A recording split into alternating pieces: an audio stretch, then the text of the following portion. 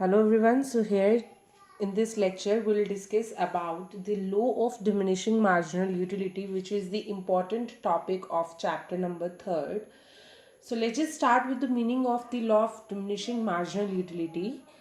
When a consumer consume a particular commodity continuously, जब एक consumer क्या करता है, एक पर्टिकुलर कॉमोडिटी को कंटिन्यूसली कंज्यूम करता रहता है, then the utility drives from each successive unit goes on diminishing. फिर उसका क्या होगा, जो यूटिलिटी आने वाली, उससे मिलने वाली जो सेटिस्फेक्शन होगी या होने मिलने वाली जो यूटिलिटी होगी, हर एक सक्सेसिव यूनिट्स के अंदर वो क्या होती जाएंगी, डिक्रीज होती जाएंगी. आई am repeating it again. When a consumer consume a particular commodity, जब एक कंज्यूमर एक पर्टिकुलर कॉमोडिटी को कंज्यूम करता है तो उससे मिलने वाली जो यूटिलिटी है या उससे मिलने वाली जो सेटिस्फेक्शन है वो हर सक्सेसिव यूनिट के अंदर क्या होती जाएगी, डिक्रीज होती जाएगी. जैसे जैसे आप ज़्यादा कंज्यूम करते जाओगे, ज़्यादा यूनिट्स को कंज्यूम करते जाओगे, वैसे वैसे सेटिस्फेक्शन भी क्या होती जाएगी, डिक्रीज होती जाएगी, रिड्यूस होती जाएगी. Now the assumptions. अब अजम्पशंस, हम हर एक लॉ को मतलब कि डिफाइन करने के लिए हम कुछ अजम्पशंस को सेट करते हैं. इकोनॉमिक्स के अंदर हम ये मानकर चलते हैं कि कुछ चीज़ें क्या रहती हैं, हमेशा कांस्टेंट रहती हैं. कैसे? The utility must be measured, मतलब कि अगर आप क्या कर रहे हैं, law of diminishing marginal utility के अकॉर्डिंग अपनी किसी भी प्रोडक्ट की सेटिस्फेक्शन को क्या करना चाहते हैं, सेटिस्फेक्शन को आप कैलकुलेट करना चाहते हैं, तो यूटिलिटी जो होनी चाहिए वो मेजर्ड होनी चाहिए. आपको पता होना चाहिए कि आपको किस तरह से यूटिलिटी को क्या करना है, मेजर करना है. Second is the rational consumer. Consumer कैसा होना चाहिए, रैशनल होना चाहिए. उसे पता होना चाहिए सही गलत का कि प्रोडक्ट अच्छा है या नहीं है, मतलब उसके टेस्ट का पता होना चाहिए, हर एक चीज़ के बारे में पता होना चाहिए. तो कंज्यूमर कैसा होना चाहिए, रैशनल होना चाहिए. Income must be constant. जो इनकम है वो हमेशा क्या रहनी चाहिए, कांस्टेंट रहनी चाहिए. इनकम बढ़नी नहीं चाहिए, ना ही घटनी चाहिए. तो income must be constant. Income हमेशा क्या रहेगी, कांस्टेंट रहेगी. And the quality, quantity and size of the goods must be constant. मतलब कि जो प्रोडक्ट को आप कंज्यूम कर रहे हैं वो प्रोडक्ट आपका कैसा होना चाहिए, उसकी क्वालिटी कैसी होनी चाहिए, क्वांटिटी कैसी होनी चाहिए और साइज़ कैसा होना चाहिए, सेम होना चाहिए.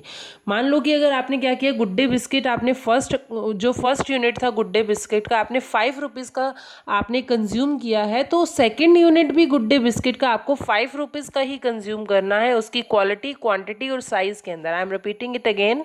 उसकी क्वालिटी, क्वांटिटी और साइज़ के अंदर कोई भी चेंज नहीं आना चाहिए. Okay, so will discuss this schedule of the law of diminishing marginal utility.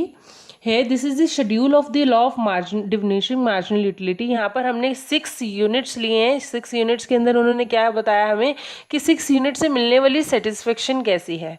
अब यहाँ पर देखिए, जैसे ही उन्होंने फर्स्ट यूनिट को कंज्यूम किया उससे मिलने वाली हमारी जो सेटिस्फेक्शन थी वो कितनी थी, 50 यूनिट्स. और जैसे ही आपने सेकेंड यूनिट को कंज्यूम किया वैसे ही वो यूटिलिटी जो है वो क्या हो गई, डिमिनिशिंग, डिक्रीज होने लग गई. वो 50 से किस पे चली गई, 40 पे.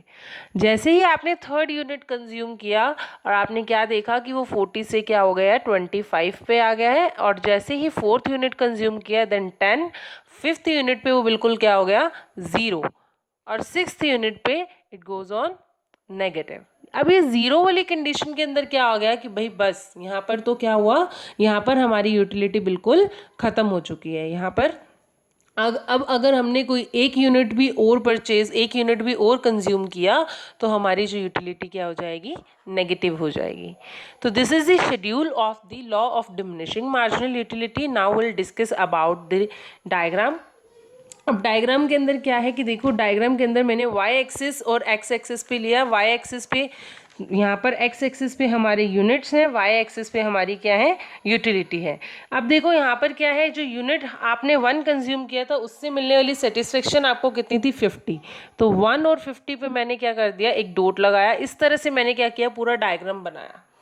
अब ये था आपका law of diminishing marginal utility. मैं इसको फिर दोबारा से आपको रिपीट कर देती हूँ because it is the important concept according to the final exam also.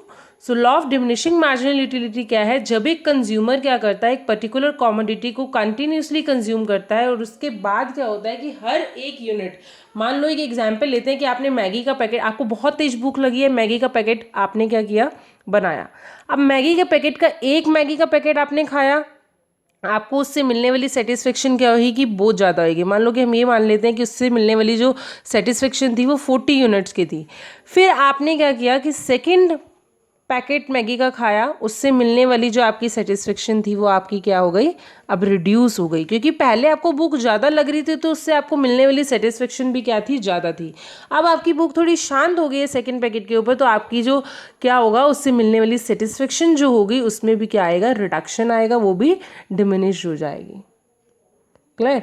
तो यहाँ पर यही चीज़ें उन्होंने बोली है कि आप क्या करते हैं, जब किसी भी पर्टिकुलर कमोडिटी को कंटिन्यूसली कंज्यूम करते हैं तो उसके बाद हर सक्सेसिव यूनिट के ऊपर जो उसकी यूटिलिटी होती है वो हमेशा क्या होने लग जाती है, डिमिनिशिंग, गोज ऑन डिमिनिशिंग, वो कम होने लग जाती है। अब अजम्पशंस में हमने क्या डिस्कस किया था, अजम्पशंस में यूटिलिटी मस्ट बी मेजर्ड, जो भी यूटिलिटी आप, मतलब जो भी प्रोडक्ट आप ले रहे हैं, कंज्यूम कर रहे हैं, उसकी यूटिलिटी आपको मेजर करना आना चाहिए कि आप किस तरह से मेजरमेंट कर सकते हैं उसकी यूटिलिटी को। कंज्यूमर रैशनल होना चाहिए, उसे पता होना चाहिए कि वो किस तरह का प्रोडक्ट कंज्यूम कर रहा है, वो प्रोडक्ट अच्छा है या नहीं है। इनकम उसकी क्या होनी चाहिए, कॉन्स्टेंट होनी चाहिए। किसकी, कंज्यूमर की। कंज्यूमर की इनकम क्या होनी चाहिए, कॉन्स्टेंट। ना तो कंज्यूमर, हम ये मानकर चलते हैं कि कंज्यूमर की इनकम आने वाले टाइम में बढ़ेगी, ना हम ये मानकर चलते हैं कि वो घटेगी। अब उसके बाद जो लास्ट अजम्पशन है वो क्या है, quality, quantity and size of the good must be constant. जो भी कंजम्पशन आप कर रहे हो, जो भी प्रोडक्ट आप कंज्यूम कर रहे हो, उसकी क्वालिटी, क्वांटिटी और साइज के अंदर कोई भी चेंज नहीं आना चाहिए, वो कांस्टेंट रहना चाहिए। उसके बाद शेड्यूल की बात करते हैं। शेड्यूल के अंदर हमने क्या देखा था कि 1 2 3 4 5 6 यूनिट्स हमने कंज्यूम किए थे, जिसमें क्या हुआ था कि फर्स्ट यूनिट को कंज्यूम करने पे आपको 50 यूनिट्स की सेटिस्फेक्शन मिल रही थी, सेकेंड यूनिट को कंज्यूम करने पे 40 यूनिट्स सेटिस्फेक्शन, थर्ड यूनिट को कंज्यूम करने पे 25 यूनिट्स की सेटिस्फेक्शन, और फोर्थ यूनिट को कंज्यूम करने के बाद आपको 10 यूटिल्स की क्या हो रही थी, सेटिस्फेक्शन मिल रही थी। फिफ्थ यूनिट को कंज्यूम करने पे आपको 0 यूटिल्स की क्या हो रही है, सेटिस्फेक्शन हो रही है। धीरे धीरे आपकी जो यूटिलिटी थी वो क्या होने लग गई, डिक्रीज होने लग गई, डिमिनिश होने लग गई। एक टाइम ऐसा आया कि वो नेगेटिव भी चली गई। अब देखो यहाँ पर क्या है, डायग्रामेटिकल प्रेजेंटेशन है। डायग्रामेटिकल प्रेजेंटेशन के अंदर जो आपकी ये कर्व होएगा, वो कर्व हमेशा क्या होगा, डाउनवर्ड स्लॉपिंग होगा। बिकॉज जैसे जैसे आप क्या कर रहे हैं, किसी पर्टिकुलर कमोडिटी को कंज्यूम कर रहे हैं, और वैसे वैसे उसकी यूटिलिटी क्या होती जा रही है, रिड्यूस होती जा रही है, डिमिनिशिंग होती जा रही है। मतलब दोनों के बीच में जो रिलेशन है वो कैसा है, नेगेटिव रिलेशन है। जब भी एक नेगेटिव रिलेशनशिप फॉर्म्ड होता है दो चीज़ों के बीच में, जैसे कि देखो यहाँ पर यूनिट्स तो इंक्रीज हो रहे हैं लेकिन यूटिलिटी क्या हो रही है, डिक्रीज हो रही है। जब ये रिलेशनशिप फॉर्म हो जाता है तब हमारी जो ये ये कर्व जो होती है वो क्या होती है, डाउनवर्ड स्लॉपिंग होती है।